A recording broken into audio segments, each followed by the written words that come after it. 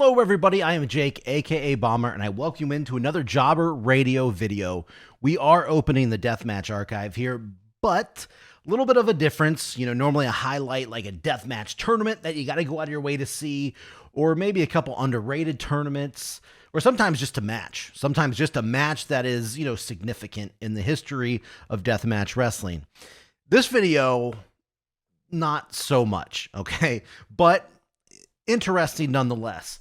I've been watching a lot of JC Bailey lately, and I picked up this video, smartmarkvideo.com. I do suggest you get it yourself. There is a shoot interview on here where JC shares a story that I've never heard before about a match that I've never seen, and that is what we are talking about here today. But first, I gotta put out a disclaimer, okay? YouTube gods above, I do not endorse what takes place in this video, okay? I do not endorse it. Okay. Hopefully that's good enough. But either way, JC Bailey, Necro Butcher. Oh man. You know what? I'm just going to let JC and the Smart Mark video guys over there just tell you the story going into the match, and then we're going to break it down. So take it away. Probably the worst I ever saw you was when you did Deep South shows. You and Necro in a 20 or 30 minute 20-minute Iron Man Deathmatch. Like, you came into the building that night beyond gone. You know what I mean? We had probably ate 60 Xanax. Probably 60 Xanax on the way down there. I remember Dayton Suave and Brandon Profit drove us to the building. Yeah, and they're telling me stories like he's in the convenience store stealing everything, not even realizing it. You know what I mean?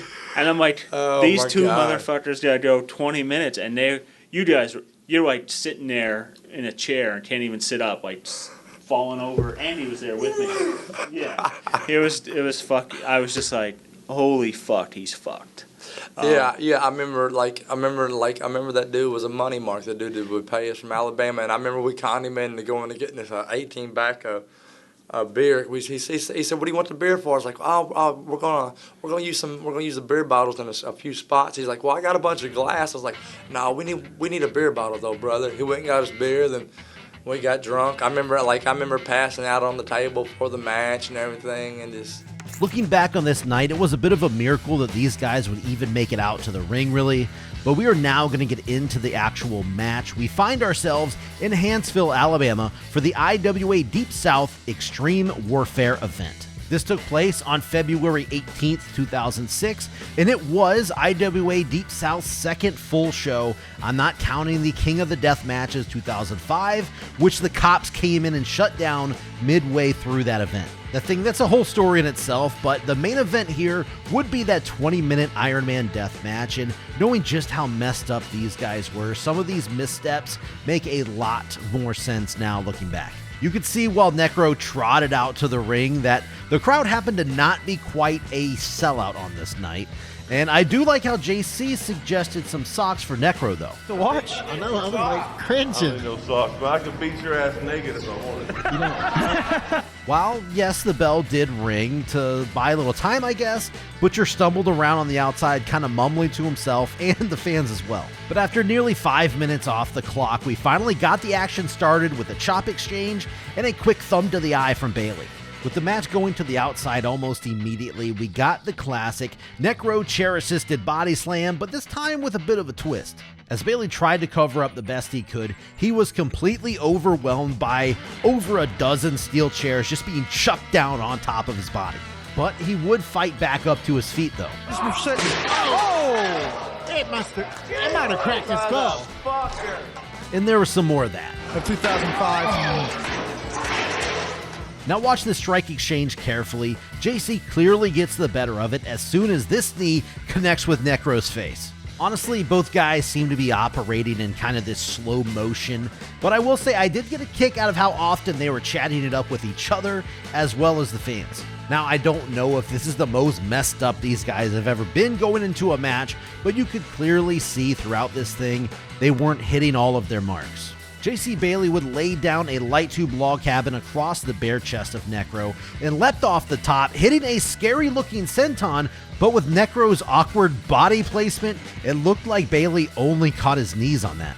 When you decide to wrestle a match barefoot, you know it's going to be a target at some point, right? Yeah, with Butcher picking glass out of his feet, JC tried his best, like I said, tried, to set up a bunch of light tubes across some of these chairs over in the corner of the ring. Then as he went to the top rope, he was stopped in his tracks by a light tube shot that looked like it was busted straight into his face. So knowing now what you know about those 60 Xanax that they took, keep that in mind while you watch this beautiful Hurricane Rana. Oh! Necro Butcher hit the Hurricane Rana! Wow, I mean, dear Lord, look at the back of JC's head. It was cracked wide open. Then as he got to his feet, he about had his head taken off. Yeah, that is easily a first pinfall here in this Iron Man match, putting Necro Butcher up 1-0. There would be a little pencil stab in and light tube headshots before Necro planted JC down with a sketchy double underhook powerbomb. Now, I will give JC some credit here. He wasn't entirely lying when he said they were going to use a beer bottle in the match. Take a look. Cover your eyes. Oh, he hit him in the head with a beer bottle! Oh! My God! Oh! Oh! Oh!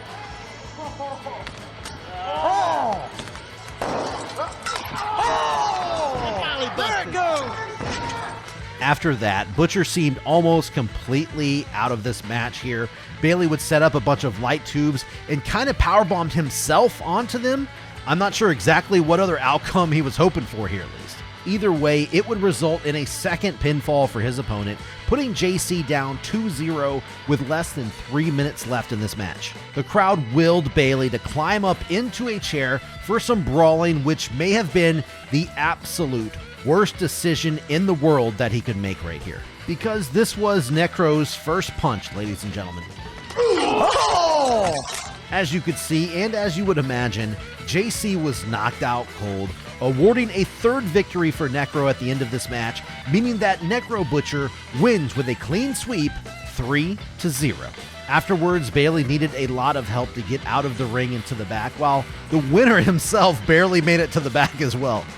But watching that hit back in slow motion, Bailey's jaw may have been cracked in a few places there.